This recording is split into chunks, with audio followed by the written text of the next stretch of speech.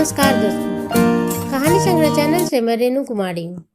हम लोग मुंशी प्रेमचंद जी की कहानियों को अभी सुन रहे हैं। इसी कड़ी में आज एक और कहानी सुनते हैं। आज की कहानी किसी इंसान की नहीं है, किसी घटना पे आधारित नहीं है। आज की कहानी है दो बैलों की। इन बैलों में कितनी घनिष्ठ मित्रता, कितना प्रेम और कितना आत्मविश्वास था, आइए इस कहानी में सुनते हैं। कहानी का नाम है दो बैलों की कथा। झूरी के पास दो बैल थे, हीरा और मोती। देखने में सुंदर, काम में चौकस, डील में ऊंचे। बहुत दिनों साथ रहते रहते दोनों में प्रेम भी बहुत हो गया था। दोनों आमने सामने आसपास बैठे हुए एक दूसरे से मुख भाषा में विचार विनिमय किया करते थे। एक दूसरे के मन की बात को कैसे समझा जाता है हम कह नहीं सकते। अवश्य ही उनमें कोई ऐसी गुप्त शक्ति थी जिससे जीवों में श्रेष्ठता का दावा करने वाला मनुष्य भी वंचित है। दोनों एक दूसरे को चाटकर, सूंघकर अपना प्रेम प्रकट करते। कभी कभी दोनों सींग भी मिला लिया करते थे। विग्रह के नाते से नहीं, केवल विनोद के भाव से, आत्मीयता के भाव से। जैसे दोनों में घनिष्ठता होते ही धौल धप्पा होने लगता है। इसके बिना दोस्ती कुछ फुसफुसी सी, कुछ हल्की सी रहती है।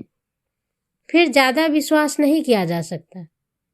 जिस वक्त ये दोनों बैल हल या गाड़ी में जोते जाते, गर्दन हिला हिला कर चलते, उस समय हर एक की चेष्टा यही होती कि ज्यादा से ज्यादा बोझ मेरी ही गर्दन पर रहे। दिन भर के बाद दोपहर या संध्या को दोनों खुलते तो एक दूसरे को चाट चूट कर अपनी थकान मिटा लिया करते। नांद में खली भूसा पड़ जाने के बाद दोनों साथ उठते, साथ ही नांद में मुंह डालते और साथ ही बैठते थे। एक मुंह अगर हटा लेता तो दूसरा भी उसी समय हटा लेता था। संजोग की बात, झूरी ने एक बार गोई को ससुराल भेज दिया। अब बैलों को क्या मालूम कि वे कहाँ जा रहे हैं। समझे, मालिक ने हमें बेच दिया। अपना यूं बेचा जाना उन्हें बिल्कुल अच्छा न लगा। कौन जाने, पर झूरी के साले गया को घर तक गोई ले जाने में दांतों पसीना आ गया। पीछे से हाँकता तो दोनों दाएं बाएं भागते, पगहिया पकड़कर आगे से खींचता तो दोनों पीछे की ओर जोर लगाते, मारता तो दोनों सींगे नीचे करके हुंकारते। अगर ईश्वर ने उन्हें बानी दी होती तो झूरी से पूछते, तुम हम गरीबों को क्यों निकाल रहे हो? हमने तो तुम्हारी सेवा करने में कोई कसर नहीं उठा रखी। अगर इतनी मेहनत से काम न चलता तो और काम करवा लेते। हमें तो तुम्हारी चाकरी में मर जाना भी कबूल था। हमने कभी दाने चारे की भी शिकायत नहीं की। तुमने जो खिलाया वह सिर झुकाकर खा लिया। फिर तुमने हमें इस जालिम के हाथ क्यों बेच दिया? संध्या समय दोनों बैल अपने नए स्थान पर पहुंचे। दिन भर के भूखे थे, लेकिन जब नांद में लगाए गए तो एक कौर भी उन्होंने मुंह में नहीं डाला। दिल भारी हो रहा था। जिसे उन्होंने अपना घर समझ रखा था वह आज उनसे छूट गया। यह नया घर, नया गांव, नए आदमी उन्हें बेगाने से लग रहे थे। दोनों ने अपनी मुख भाषा में सलाह की, एक दूसरे को कनखियों से देखा और लेट गए। जब गांव में सारे सो गए तो दोनों ने जोर मारकर पगहा तोड़ डाला और घर की तरफ भाग चले। पगहे बहुत मजबूत थे। अनुमान न था कि कोई बैल उन्हें तोड़ सकेगा, पर इन दोनों में इस समय दूनी शक्ति आ गई थी और एक एक झटके में ही रस्सियों को तोड़ डाला था। झूरी जब प्रातःकाल सोकर उठा तो देखा कि दोनों बैल दरवाजे पे खड़े हैं। दोनों की गर्दनों में आधा आधा गरांव लटक रहा है। घुटने तक पांव कीचड़ से भरे हैं और दोनों की आंखों में विद्रोहमय स्नेह झलक रहा है। झूरी बैलों को देखकर स्नेह से गदगद हो गया, दौड़कर उन्हें गले लगा लिया। प्रेमालिंगन और चुंबन का वह दृश्य बड़ा ही मनोहर था। घर और गांव के लड़के जमा हो गए और तालियां बजा बजा कर उनका स्वागत करने लगे। गांव के इतिहास में ये घटना अभूतपूर्व न थी, पर फिर भी महत्वपूर्ण बहुत थी। बाल सभा ने निश्चय किया कि दोनों पशु वीरों को अभिनंदन पत्र देना चाहिए। कोई अपने घर से रोटियां लाया, कोई गुड़ लेके आया, कोई चोकर लेके आया तो कोई भूसी। एक बालक ने कहा, ऐसे बैल तो किसी के पास न होंगे। दूसरे ने समर्थन किया। इतनी दूर से दोनों अकेले चले आए। तीसरा बोला, बैल नहीं है, ये उस जन्म के आदमी होंगे। इसका प्रतिवाद करने का किसी को साहस नहीं हुआ। झूरी की स्त्री ने बैलों को द्वार पर देखा तो जल उठी। बोली, कैसा नमक हराम बैल है कि एक दिन भी काम न किया और वहां से भाग खड़े हुए। झूरी अपने बैलों पर यह आक्षेप न सुन सका। नमक हराम क्यों है? दाना चारा न दिया होगा तो क्या करते बेचारे? स्त्री ने रोब के साथ कहा, बस बस, तुम ही तो बैलों को खिलाना जानते हो, और तो सभी पानी पिला पिला कर रखते हैं। झूरी ने और चिढ़ाया, चारा मिलता तो क्या भाग आते? स्त्री चिढ़ गई। भागे इसलिए कि वे लोग तुम जैसे बुद्धुओं की तरह बैलों को सहलाते नहीं हैं, खिलाते हैं तो रगड़कर जोतते भी हैं। ये दोनों ठहरे कामचोर, भाग निकले वहां से। अब देखो कहाँ से खल्ली और चोकर मिलता है। सूखे भूसे के सिवा कुछ न दूंगी इन्हें खाने के लिए। खाना खाना चाहे तो खाएं, नहीं तो मरे। और वही हुआ भी। मजदूर की बड़ी ताकीद की गई कि बैलों को खाली सूखा भूसा दिया जाएगा। बैलों ने नांद में मुंह डाला तो फीका फीका, न कोई चिकनाहट न कोई रस। क्या खाएं? आशा भरी आंखों से द्वार की ओर ताकने लगे। झूरी ने मजदूर से कहा, थोड़ी सी खली क्यों नहीं डाल देता बे? मालकिन मुझे मार डालेंगी। तो चुरा कर डाल दे। ना दादा, पीछे से तुम भी मालकिन की ही बोली बोलोगे। दूसरे दिन झूरी का साला आ गया और बैलों को लेकर फिर चला गया। अब की उसने दोनों को गाड़ी में जोता। 2-4 बार मोती ने गाड़ी को खाई में गिराना चाहा, पर हीरा ने संभाल लिया। वह ज्यादा सहनशील था। संध्या समय घर पहुंचकर उसने दोनों को मोटी रस्सियों से बांधा और कल की शरारत का मजा चखाया। फिर वही सूखा भूसा डाल दिया। उसने अपने दोनों बैलों को खल्ली चुन्नी सब कुछ दी। दोनों बैलों का ऐसा अपमान कभी न हुआ था। झूरी ने इन्हें फूल की छड़ी से भी कभी नहीं छुआ था। उसके टिटकार पर दोनों उड़ने लगते। यहाँ पर तो उसे मार पड़ी थी। आहत सम्मान की व्यथा तो थी ही, उस पर मिला सूखा भूसा। नांद की तरफ आंखें तक न उठाई दोनों ने। दूसरे दिन गया ने बैलों को हल में जोता, पर इन दोनों ने जैसे पांव न उठाने की कसम खा ली थी। वह मारते मारते थक गया, पर दोनों ने पांव न उठाया। एक बार जब उस निर्दयी ने हीरा की नाक पर डंडे जमाए तो मोती का गुस्सा काबू से बाहर हो गया। हल लेकर भाग चला। हल, रस्सी, जुआ, जोत सब टूट टाट कर बराबर हो गया। गले में बड़ी बड़ी रस्सियां न होती तो दोनों पकड़ में भी न आते।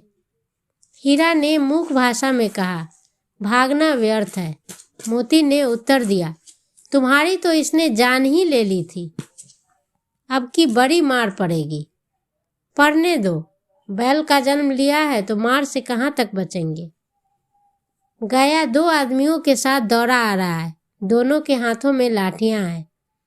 मोती बोला, कहो तो दिखा दूं मजा मैं इन लोगों को भी। लाठी लेकर आ रहा है। हीरा ने समझाया, नहीं भाई, खड़े हो जाओ। मुझे मारेगा तो मैं 1-2 को गिरा दूंगा। नहीं, हमारी जाति का यह धर्म नहीं है, हीरा ने कहा। मोती दिल में ऐंठ कर रह गया।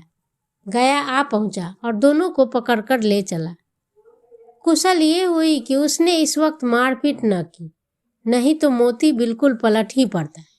उसके तेवर देख गया और उसके सहायक समझ गए कि इस वक्त टाल जाना ही भलमनसाहा था। आज दोनों के सामने फिर वही सूखा भूसा लाया गया। दोनों चुपचाप खड़े रहे। घर में लोग उस वक्त छोटी सी लड़की 2 रोटियां लिए हुए निकली और दोनों के मुंह में देकर चली गई। उस एक रोटी से इनकी भूख तो नहीं शांत होती, पर दोनों के हृदय को मानो भोजन मिल गया। यहाँ भी किसी सज्जन का वास है। लड़की भैरव की थी। उसकी माँ मर चुकी थी। सौतेली माँ उसे मारती रहती थी, इसलिए इन बैलों से एक प्रकार की आत्मीयता हो गई थी उसे। दोनों दिन भर जाते, डंडे खाते, अरते शाम को थान पर बांध दिए जाते और रात को वही बालिका उन्हें 2 रोटियां खिला जाती। प्रेम के इस प्रसाद की यह बरकत थी कि 2-2 गाल सूखा भूसा खाकर भी दोनों दुर्बल न होते थे, मगर दोनों की आंखों में रोम रोम में विद्रोह भरा हुआ था। एक दिन मोती ने मूक भाषा में कहा, अब तो नहीं सहा जाता है हीरा, तो क्या करना चाहते हो? एक आध को सींगों पर उठाकर फेंक दूंगा। लेकिन जानते हो, वह प्यारी लड़की जो हमें रोटियां खिलाती है उसी की लड़की है जो इस घर का मालिक है। यह बेचारी अनाथ हो जाएगी तो मालकिन को फेंक दूं? वही तो इस लड़की को मारती है। लेकिन औरत जात पर सिंग चलाना तो मना है, यह भूल क्यों जाते हो? तुम तो किसी तरह निकलने ही नहीं देते। बताओ, तोड़कर फिर भाग चलें? हाँ, यह मैं स्वीकार करता हूँ, लेकिन इतनी मोटी रस्सी टूटेगी कैसे? इसका एक उपाय है। पहले रस्सी को थोड़ा थोड़ा चबा लेते हैं, फिर एक झटके में तोड़ देंगे। रात को जब बालिका रोटियां खिलाकर चली गई तो दोनों रस्सियां चबाने लगे, पर मोटी रस्सी मुंह में ही नहीं आ रही थी। बेचारे बार बार जोर लगाकर रह जाते थे। सहसा घर का द्वार खुला और वह लड़की निकली। दोनों सिर झुकाकर उसका हाथ चाटने लगे। दोनों की पूंछें खड़ी हो गई। उसने उनके माथे सहलाए और बोली, खोल देती हूँ, चुपके से भाग जाओ, नहीं तो ये लोग तुम्हें मार डालेंगे। आज घर में सलाह हो रही है कि इनकी नाकों में नाथ डाल दी जाए। उसने गराव खोल दिया, पर दोनों चुप खड़े रहे। मोती ने अपनी भाषा में पूछा, अब चलते क्यों नहीं हो? हीरा ने कहा, चलें तो, लेकिन कल इस अनाथ पर आफत आएगी, सब इसी पर संदेह करेंगे। सहसा बालिका चिल्लाई, दोनों फूफा, बैल भागे जा रहे हैं। ओ दादा, दोनों बैल भागे जा रहे हैं। दादा जल्दी आओ, दोनों बैल भागे जा रहे हैं, जल्दी से दौड़ो। गया हड़बड़ाकर भीतर से निकला और बैलों को पकड़ने चला। वे दोनों भागे। गया ने पीछा किया और भी तेज हुए। गया ने शोर मचाया, फिर गांव के कुछ आदमियों को भी साथ लेने के लिए लौटा। दोनों मित्रों को भागने का मौका मिल गया। सीधे दौड़ते चले गए, यहाँ तक कि मार्ग का भी ज्ञान न रहा। जिस परिचित मार्ग से आए थे उसका यहाँ पता न था। नए नए गांव मिलने लगे। तब दोनों एक खेत के किनारे खड़े होकर सोचने लगे, अब क्या करना चाहिए। हीरा ने कहा, मुझे मालूम होता है हम लोग राह भूल गए हैं। तुम भी तो बेतहाशा भागे, वहीं उसे मार गिराना था। उसे मार गिराते तो दुनिया क्या कहती? वह अपने धर्म छोड़ दे, लेकिन हम अपना धर्म क्यों छोड़े? दोनों भूख से व्याकुल हो रहे थे। खेत में मटर खड़ी थी, चरने लगे। रह रह कर आहट भी लेते रहे कि कोई आ तो नहीं रहा है। जब पेट भर गया तो दोनों ने आज़ादी का अनुभव किया। मस्त होकर उछलने कूदने लगे। पहले दोनों ने डकार ली, फिर सींग मिलाए और एक दूसरे को ठेकने लगे। मोती ने हीरा को कई कदम पीछे हटा दिया, यहाँ तक कि वह खाई में गिर गया। तब उसे भी क्रोध आ गया, संभल कर उठा और मोती से भिड़ गया। मोती ने देखा कि खेल में झगड़ा हुआ है तो किनारे हट गया। अरे यह क्या? कोई सांड डौंकता चला आ रहा है। हाँ, सांड ही है। वह सामने आ पहुंचा। दोनों मित्र बगले झांक रहे थे। सांड पूरा हाथी था। उससे भिड़ना अपनी जान से हाथ धोना था, लेकिन न भिड़ने पर भी जान बचती नजर नहीं आ रही थी। इन्हीं की तरफ आ भी रहा है। कितनी भयंकर सूरत है। मोती ने मूक भाषा में कहा, बुरे फंसे, अब तो जान न बचेगी, कोई उपाय सोचो। हीरा ने चिंतित स्वर में कहा, अपने घमंड में फूला हुआ है, आरजू विनती तो सुनेगा नहीं। तो भाग क्यों न चले? भागना कायरता है, तो फिर यहीं मरो। बंदा तो 9 2 11 हो रहा है। और जो दौड़ाए, तो फिर कोई उपाय सोचो जल्दी। उपाय यह है कि उस पर दोनों जने एक साथ चोट करें। मैं आगे से रगेदता हूँ, तुम पीछे से रगेदो। दोहरी मार पड़ेगी तो जरूर भाग खड़ा होगा। मेरी ओर झपटे तो तुम बगल से उसके पेट में सींग घुसेड़ देना। जान जोखिम है, पर दूसरा कोई उपाय नहीं है। दोनों मित्र जान हथेली पर लेकर लपके। सांड को भी संगठित शत्रुओं से लड़ने का तजुर्बा न था। वह तो एक शत्रु से मल युद्ध करने का आदी था। जो ही हीरा पर झपटा, मोती ने पीछे से दौड़ाया। सांड उसकी तरफ मुड़ा तो हीरा ने रगेद। सांड चाहता था कि एक एक करके दोनों को गिरा ले, पर ये दोनों भी उस्ताद थे, उसे वह अवसर न दे रहे थे। एक बार सांड झल्लाकर हीरा का अंत कर देने के लिए चला कि मोती ने बगल से आकर उसके पेट में सींग भोंक दिया। सांड क्रोध में आकर पीछे फिरा तो हीरा ने दूसरे पहलू से सींग चुभा दिया। आखिर बेचारा जख्मी होकर भागा और दोनों मित्रों ने दूर तक उसका पीछा किया, यहाँ तक कि सांड बेदम होकर गिर पड़ा। तब दोनों ने उसे छोड़ा। दोनों मित्र जीत के नशे में झूमते चले जा रहे थे। मोती ने सांकेतिक भाषा में कहा, मेरा जी चाहता था कि बच्चे को मार ही डालूं। हीरा ने तिरस्कार किया, गिरे हुए बैरी पर सींग न चलाना चाहिए। यह सब ढोंग है। बैरी को ऐसा मारना चाहिए कि फिर दोबारा न उठे। अब घर कैसे पहुंचोगे यह सोचो। पहले कुछ खा लें, फिर सोचेंगे। सामने मटर का खेत तो था ही, मोती उसमें घुस गया। हीरा मना करता रहा, पर उसने एक न सुनी। अभी 2 ही 4 ग्रास खाए थे कि आदमी लाठियां लेकर दौड़े आ रहे थे। दोनों मित्रों को घेर लिया। हीरा तो मेर पर था, निकल गया। मोती सींचे हुए खेत में था। उसके खुर कीचड़ में धंसने लगे। भाग न सका, पकड़ लिया गया। हीरा ने देखा कि मोती संकट में है तो वापस लौट पड़ा। फंसेंगे तो दोनों फंसेंगे। रखवालों ने उसे भी पकड़ लिया। प्रातःकाल दोनों मित्र कांजी हाउस में बंद कर दिए गए। दोनों मित्रों को जीवन में पहली बार ऐसा साबिका पड़ा था कि सारा दिन बीत गया और खाने को एक तिनका भी न मिला। समझ में न आ रहा था कि यह कैसा स्वामी है। इससे तो गया फिर भी अच्छा था। यहाँ कई भैंसें थी, कई बकरियां, कई घोड़े, कई गधे, पर किसी के सामने चारा न था। सब जमीन पर मुर्दों की तरह पड़े हुए थे। कई तो इतने कमजोर हो गए थे कि खड़े भी न हो सकते थे। सारा दिन मित्र फाटक की ओर टकटकी लगाए रहते, पर कोई चारा न लेकर आता दिखाई दिया। तब दोनों ने दीवार की नमकीन मिट्टी चाटनी शुरू की, पर इससे क्या तृप्ति होती। रात को भी जब कुछ भोजन न मिला तो हीरा के दिल में विद्रोह की ज्वाला दहक उठी। मोती से बोला, अब नहीं रहा जाता मोती। मोती ने सिर लटकाए हुए जवाब दिया, मुझे तो मालूम होता है कि प्राण निकल रहे हैं, तो आओ दीवार तोड़ डालें। मुझसे तो अब कुछ नहीं होगा। बस इसी बूते पर अकड़ते थे, सारी अकड़ निकल गई। बाड़े की दीवार कच्ची थी। हीरा मजबूत तो था ही, अपने नुकीले सींग दीवार में गड़ा दिए और जोर मारा तो मिट्टी का एक चिप्पर निकल आया।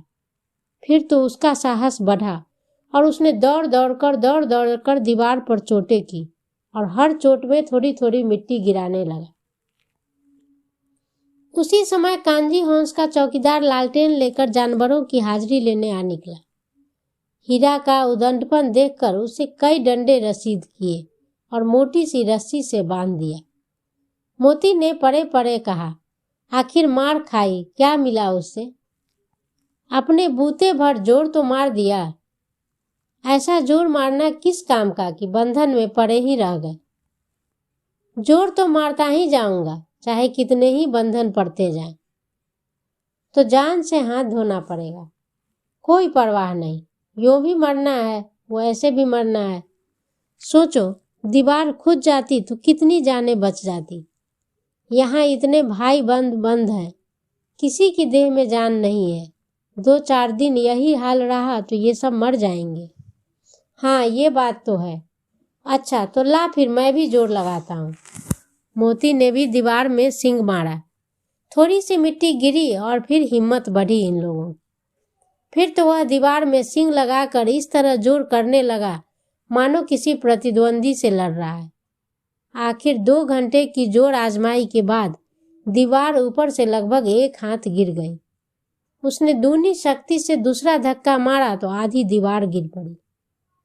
दीवार का गिरना था कि अधमरे से पड़े हुए सभी जानवर चेत उठे।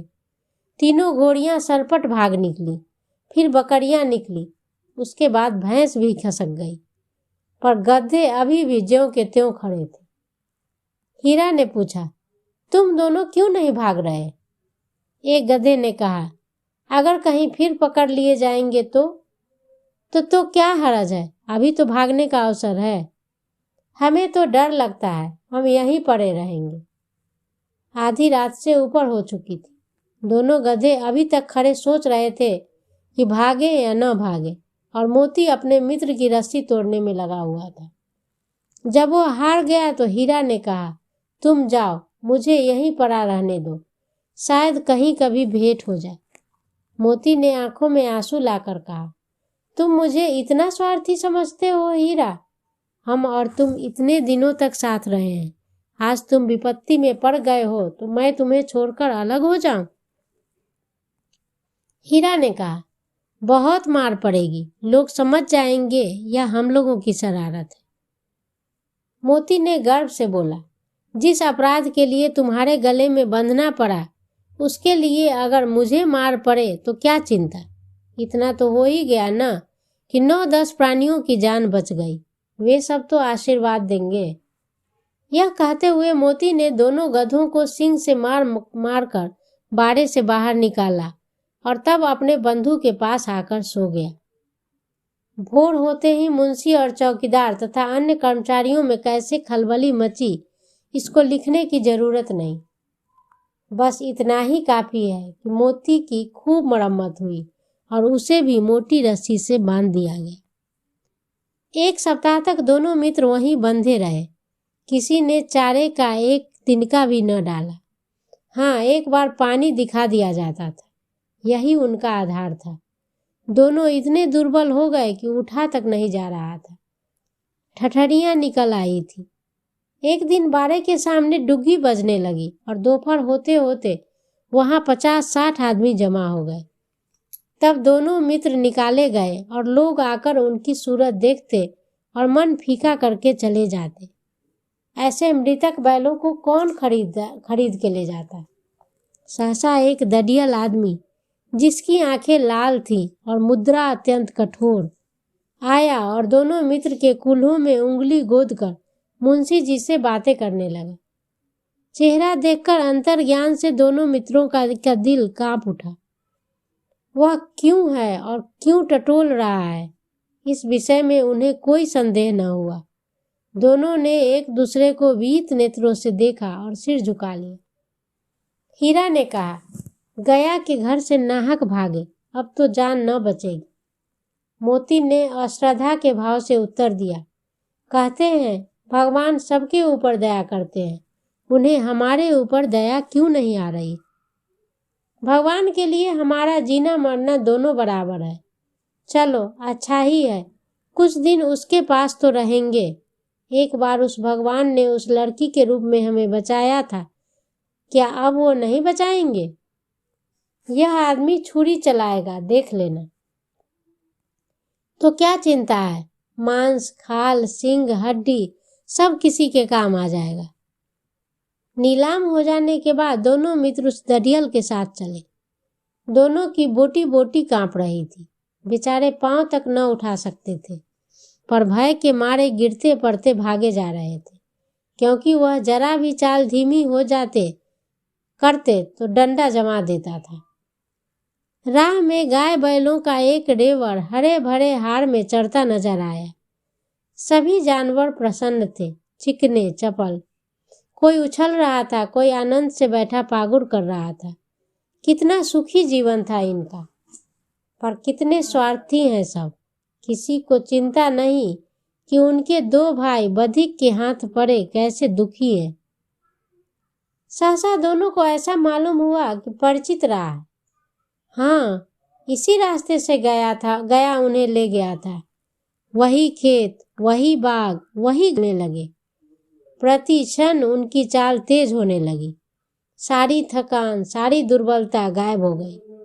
आह, यह लो, अपना ही तो हार है ये।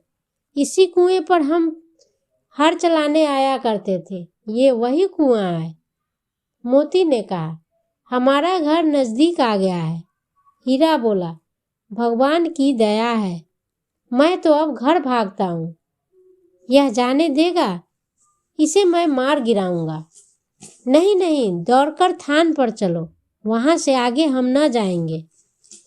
दोनों उन्मत्त होकर बछड़ों की भांति कुलेले करते हुए घर की ओर दौड़े। वह हमारा थान है। दोनों दौड़कर अपने थान पर आए और खड़े हो गए। दड़ियल भी पीछे पीछे दौड़ा चला आ रहा था। झूरी द्वार पर बैठा धूप खा रहा था। बैलों को देखते ही दौड़ा और उन्हें बारी बारी से गले लगाने लगा। मित्रों की आंखों से आनंद के आंसू बहने लगे। एक झूरी का हाथ चाट रहा था। दड़ियल ने जाकर बैलों की रस्सियां पकड़ ली। झूरी ने कहा, तुम कौन हो? ये मेरे बैल हैं। तुम्हारे बैल कैसे हैं? मैं मवेशी खाने से नीलाम करके ला रहा हूँ। मैं तो समझता हूँ तुम चुरा के लाए हो। चुपके से यहाँ से चले जाओ, ये मेरे बैल हैं। मैं बेचूंगा तभी ये बिकेंगे। किसी को मेरे बैल को नीलाम करने का अख्तियार नहीं है। जाकर थाने में रपट कर दूंगा। मेरे बैल हैं, इसका सबूत यह है कि ये मेरे द्वार पर खड़े हैं। दड़ियल झल्लाकर बैलों को जबरदस्ती पकड़ ले जाने के लिए आगे बढ़ा। उसी वक्त मोती ने सींग चलाया। दड़ियल पीछे हट गया। मोती ने पीछा किया। दड़ियल भागा। मोती पीछे दौड़ा। गांव के बाहर निकल जाने पर वह रुक गया, पर खड़ा दड़ियल का रास्ता वह देख रहा था। दड़ियल दूर खड़ा धमकियां दे रहा था, गालियां निकाल रहा था, पत्थर भी फेंक रहा था, और मोती विजयी सूर की भांति उसका रास्ता रोके खड़ा था। गांव के लोग ये तमाशा देख रहे थे और हंस रहे थे। जब दड़ियल हार कर चला गया तो मोती अकड़ता हुआ लौटा। हीरा ने कहा, मैं तो डर गया था कि कहीं तुम गुस्से में आकर उसे मार न बैठो। अब न आएगा तो दूर से ही खबर लूंगा उसकी। देखूं कैसे ले जाता है हम लोगों को। जो गोली मरवा दिया तो मर जाऊंगा, पर उसके काम न आऊंगा। हमारी जान को कोई जान ही नहीं समझता, इसलिए कि हम इतने सीधे साधे हैं। जरा देर में नांदों में खली, भूसा, चोकर और दाना भर दिया गया और दोनों मित्र खुशी से खाने लगे। झूरी खड़ा दोनों को सहला रहा था और उनसे लिपटा हुआ था। झूरी की पत्नी भी भीतर से दौड़ी दौड़ी आई। उसने भी आकर दोनों बैलों के माथे चूम लिए।